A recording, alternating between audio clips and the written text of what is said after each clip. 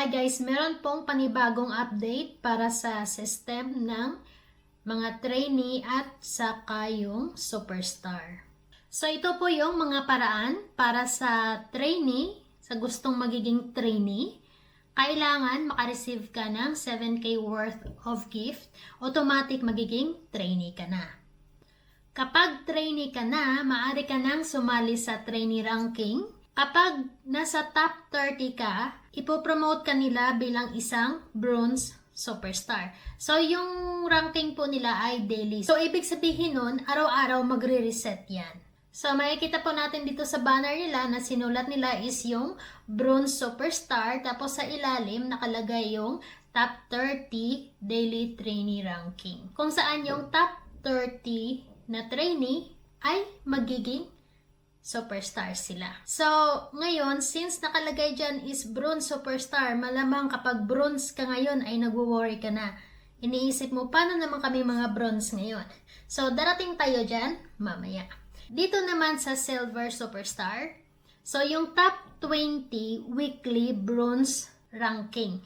So, kapag nasa top 20 ka, bronze rank ka, tapos sa top 20 ka, ma-promote ka sa silver superstar. Ngayon, kapag yung rank mo, bronze ka, bumaba sa 30K, ibig sabihin nun, mawawala yung badge mo at magiging trainee ka na lang. Kapag trainee ka, sa bawat gifts na matatanggap mo ay 10% diamonds lang yung makukuha mo.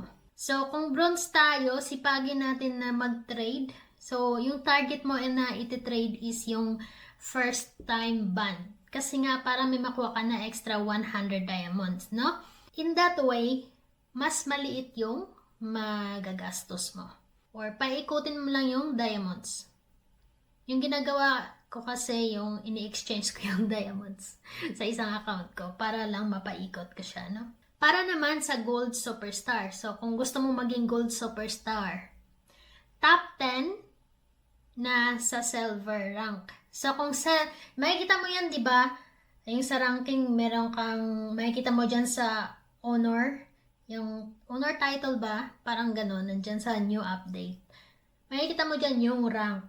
Tapos, pag nasa top 10 ka, silver rank, next week, pagka next rank mo na niyan, ay ipopromote ka na nila bilang isang gold superstar. So, kung makikita niyo po dito sa gold superstar, sinabi dyan na walang elimination. So, parang permanent na yung status mo na gold superstar. Dito naman, sa silver, kailangan hindi ka bumaba sa rank 5,000. Kasi, kung bababa ka, mawawala yung silver status mo. So, saan ka mapupunta?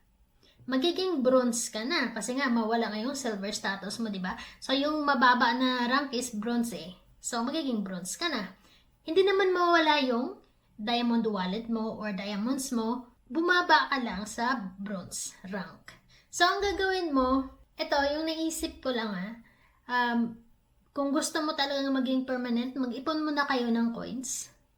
At saka, bumili kayo ng gift sa VIP pool. Makakamura kayo dyan kasi may 20% na off. So, yun. Targetin nyo yung silver rank top 10 para ma-promote kayo as gold superstar. Pero kung hindi naman kaya, wag nyo habulin. Diyan lang muna kayo sa bronze rank. I-make sure nyo lang na hindi kayo bumaba sa 30K below yung rank nyo para hindi mawala yung badge natin. Para naman sa mga gold superstar, kagaya ko gold superstar na ako, hindi ko siya makikita yung rank kasi nakalagay dito, gold superstar has no elimination system. So, ayun na, gold superstar na kami, yung parang permanent na siya, no? Kasi nga, no elimination. So, dito sa baba, in-explain nila, new rank and status system rules. Number 1, superstars now do not need to complete status maintenance task. So, ibig sabihin, tinanggal na po yung 5,000 diamonds, 10,000 diamonds kung sa silver tayo or sa gold. Tinanggal na yung maintenance na yun. Ikalawa, Once you become a gold superstar, your status will not drop again. Gold superstar and trainee have no elimination system. Kagaya ng sinabi ko, yung mga gold status na, hindi na yon mawawala yung status nila. Naka-stable na yon, permanent na yon as gold superstar. Tapos, ang trainee, hindi nila kailangan mag-maintain, hindi kagaya dati na kailangan makareceive ng 5,000 worth of gift para ma-maintain yung pagiging trainee. Pero ito yung sinasabi ko sa inyo guys ha, wala pong use yung pagiging trainee kasi nga masasayang lang yung coins nyo dyan kasi nga 10% lang, di ba? Tapos, hindi nyo pa mawi-withdraw yan kung hindi kayo superstar. So, payo ko po sa inyo, kung gusto nyo talagang maging superstar, mag-ipon muna kayo ng coins at saka na kayo mag-apply as a trainee kung handa na talaga yung coins natin para makipagsabayan sa superstar promotion, no? Or pwede nyo ding bantayan yung sa top rank dyan. Kaso nga hindi natin makikita, no? Kasi yung banner nila kinabukasan pa nila yan ipopost. Number 3, nakasulat dito, for silver and bronze, as long as the ranking is not too far below, the status will not be eliminated. So, kung hindi, yun nga po, yung sabi ko kanina, hanggat hindi tayo bababa sa 30,000 rank, makikip natin yung badge natin. So, ulitin ko, trainee, walang maintenance, hindi ma-eliminate kung hindi ma-maintain yung kagaya dati. So, wala kang i-maintain. Mananatili kang trainee. Bronze superstar, dapat hindi ka pababa sa 30k rank para hindi ka bumaba as trainee. Kung hindi ka mapasama doon sa rank 30k, ibig sabihin, bababa ka as trainee. Para sa silver, kailangan hindi ka bumaba sa rank 5,000 para hindi ka bumaba sa bronze badge, no? So, kailan nga ba ito effective? Itong new rules ay inilabas ngayon at implemented din today. So, ura-urada, no? Walang notice, just paglabas ng papers, andyan na kaagad. Oh, ito na yung bagong rules natin. At para naman pala sa mga trainees na nakipag-compete, tapos hindi kayo napasali sa top 30, pwede kayong sumali sa Superstar Promotion. Yun nga po ang Superstar Promotion. Kung wala kayong idea, meron din akong video dyan, sample. Panoorin nyo kung paano nila nilalaro yung sa PK Promotion.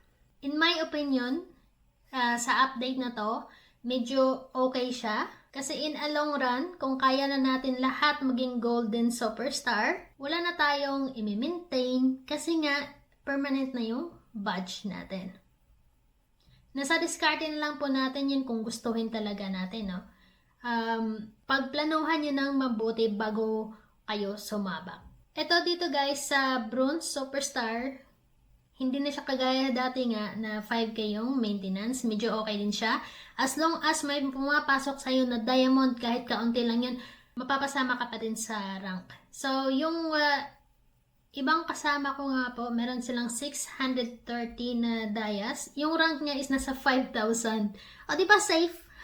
630 dias lang yun, ha? So, i-monitor po natin kung anong rank na tayo bago matulog. Kasi nga 12 midnight yan magre-reset eh. At saka, hindi na siya kagaya dati na merong grace period na 1 week. Ngayon, walang nakalagay eh. So, weekly na talaga siya. Ayan lang po, kung meron pa kayong hindi naintindihan, maaari kayong mag-iwan ng bakas dyan sa comment section.